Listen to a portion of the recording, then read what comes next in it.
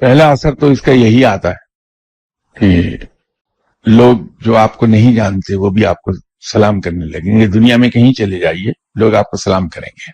اس کا مطلب یہ ہے کہ اللہ تعالیٰ انسان کو اپنی مخلوق میں باعزت کر دیتا ہے. اس کے اگلے اثرات یہ آتے ہیں کہ اگر انسان کو بھوک لگی ہے وہ کسی اور سے ذکر نہیں کرتا کہ مجھے بہت سخت بھوک ہے. 5-10 منٹ کے اندر اندر کوئی ایک آدمی آئے گا اور آپ کو بہترین کھانا دے جائے گا. کوئی آف سیزن فروٹ کھانے کو دل چاہا تو انسان بیٹھا کسی سے ذکر نہیں کرتا، بس اپنی اس خواہش کو دبا رہا ہے.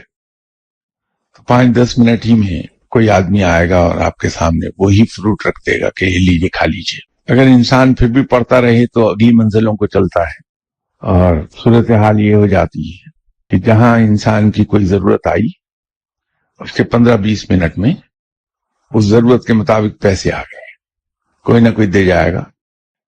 اور اگر انسان پھر بھی اللہ کو پکارتا رہا اسی آیت کے ذریعے تو اگلی منزل یہ آئے گی کہ ضرورت پیدا ہونے سے 15 منٹ پہلے اس کی ضرورت کے مطابق پیسے ٹیبل پر پڑے ہوں گے. اور پھر بھی اگر اللہ کو یاد کرتا رہا اللہ بندہ، تو اگلا مقام وہ آتا ہے کہ ایک آدمی ریوالور لے کے قتل کرنے کی نیت سے آیا ہے، جو ہی اس کی نظر آپ کے چہرے پہ پڑے گی تو سلام کر کے واپس چلا جائے گا. اس کے علاوہ اور بے تحاشا فضل و کرم ہیں اللہ کے جو اس آیت کی برکت سے آنے لگتے ہیں. لیکن یہاں ایک نقطہ ضرور عرض کر دوں کہ اس نیت سے اسے پڑھا نہ جائے. نیت یہ نہ ہو، نیت یہ ہو کہ میں اپنے رب کا ذکر کروں. وہ اللہ کے احسان کے سلوک کو یاد کرنے کا ایک ذریعہ ہے کہ ہم تیرے احسان مند ہیں کہ تو ہمارے استحقاق کے بغیر ہمیں سب چیز عطا فرماتا ہے.